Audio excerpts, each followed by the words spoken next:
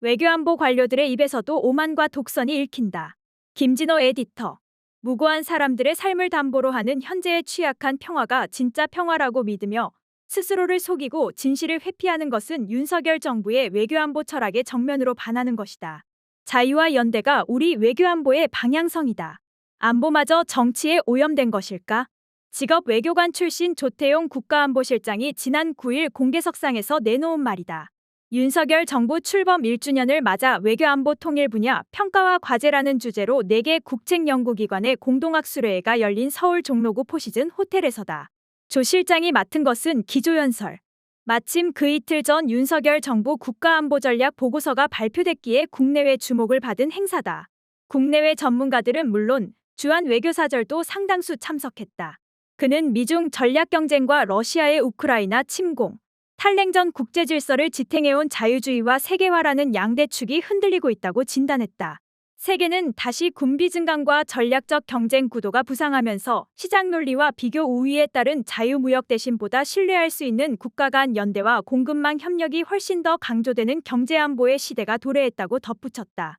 부사와 형용사가 풍년인 것이야 외교적 수사로 치부해도 될 듯하다. 문제는 곳곳에 구분과 배제의 언어가 배치됐다는 점이다. 거품을 걷어내고 나서 다시 읽게 된 국가안보전략 보고서가 주는 함의는 그다지 상서롭지 못했다. 조 실장에 따르면 국가안보전략 보고서는 자유, 평화, 번영의 글로벌 중추국가를 지향하는 윤석열 정부가 대한민국이 나아가야 할 방향을 명확히 보여주기 위해 정교하게 작성한 나침반이다. 지정하기 귀환한 불확실한 시대, 북한과 미국, 일본, 중국 등 국가별 전략의 기조와 구체적인 실천 과제를 담았다고 했다.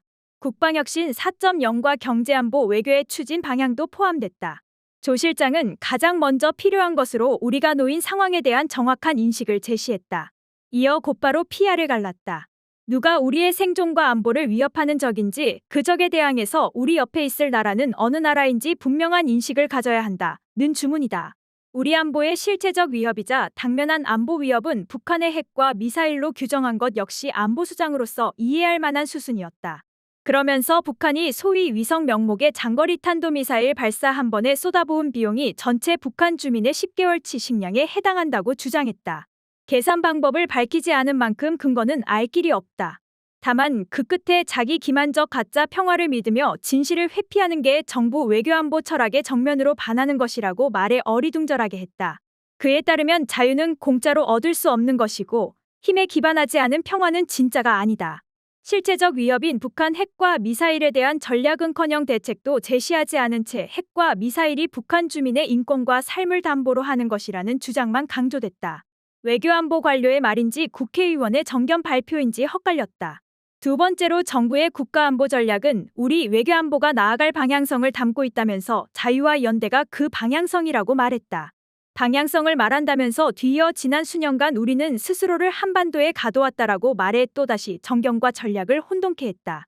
윤석열 정부는 지난 정부와 달리 한반도와 동북아는 물론 인도 태평양과 전 세계를 대상으로 한다라고 새삼 강조, 지난 정부의 신남방 신북방 정책의 존재 자체를 지웠다. 그는 방향성에서도 PR을 갈랐다. 협력 대상을 가치를 공유하고 공동의 이해를 추구할 수 있는 나라로 국한했기 때문이다. 그러면서 가치를 공유하는 나라로 미국과 일본을 따로 떼어내 소개했다. 지난 4월 한미 정상회담 워싱턴 선언을 환기하며 한미 동맹을 핵 기반의 새로운 동맹 패러다임으로 업그레이드했다고 강조했다. 그러나 국익을 중심에 두고 원칙과 상호주의를 바탕으로 국제사회와 협력하는 글로벌 중추국가를 지향한다면서 중국과의 관계도 다를 바 없다고 말하면서 스텝이 꼬였다. 상호 존중을 기본으로 신장된 국력에 걸맞게 국민의 눈높이에 맞는 당당한 한중 관계를 만들어갈 것이라고 다짐했다. 그런데 한중 관계가 냉온탕을 오가던 시절 고위 외교안보 관료였던 그의 이력을 비추어 보면 어리둥절해진다. 조 실장은 박근혜 대통령이 태남먼 막루에 올라 시진핑 중국 국가주석과 어깨를 나란히 했던 2015년 9월 외교부 제1차관이었고 고고도 미사 일방어 체계 배치를 결정하면서 한중 관계를 비탈길로 몰았던 시절 청와대 국가안보실 제1차장이었다. 이것도 이해 못할 바는 아니다. 공무원은 영혼이 없는 존재라고 하지 않던가. 그때는 그랬지만 이제는 신념을 갖게 됐다고 주장한다면 할 말이 궁해질 것 같다. 가치를 공유하는 나라와만 협력하겠다는 말 역시 봉건군주제 사우디아라비아 지도자와 대통령이 만나 협력을 다짐했던 근접 과거를 혼란케 하지만 국익에 도움이 된다면 악마와도 손을 잡아야 하는 현실 정치 관점에서 이해할 대목이다. 그래서 그 역시 연설 마무리 발언으로 외교안보 정책에는 오직 국익만 있을 뿐이라고 강조하지 않았겠나. 다만 국익만 있다면서 가치를 앞세우고 가치를 말하다가 다시 국익을 거론하니 헛갈릴 뿐이다. 지금부터는 전략을 구체적으로 실천해 나갈 2년 차를 맞는 올해부터는 국민적 지지가 중요하다는 조 실장의 말은 울림이 컸다. 그러나 이를 위해 언론과 학계, 전문가는 물론 일반 국민의 목소리를 경청하는 데 최선을 다할 것이라고 말한 대목에선 전혀 신뢰가 가지 않았다. 소통과는 거리가 먼 갈라치기 습관이 연상됐기 때문이다. 연설을 몇 번 되돌려 들어도 전략의 밑그림은 짐작하기 어려웠다. 기시다 후미오의 일본과 조 바이든의 미국이 내놓은 국가안보전략 보고서와 다른 점이다. 그나마 조 실장의 연설은 직업 외교관으로 몸에 배었을 외교적 수사로 가득하였기에 대충 듣는다면 넘길 수도 있다. 오찬 연설을 한 김태효 국가안보실 제1차장은 앉아있는 분들의 성분이 다양하다고 말문을 열어 경악게 했다. 성분은 유기적인 통일체를 이루고 있는 것의 한 부분이나 사물이나 현상이 가지고 있는 고유의 특성을 뜻한다. 졸지의 유기체 또는 사물이 된 초청객들이 밥을 제대로 넘겼을지, 통역이 이 단어를 어떻게 바꾸었을지 궁금할 뿐이다. 지난해 말까지만 해도 외교안보팀 관료들이 내놓은 말은 한없이 가벼웠다. 두 번의 한미 정상회담과 두 번의 한일 정상회담 뒤 자신감이 생겨서일까.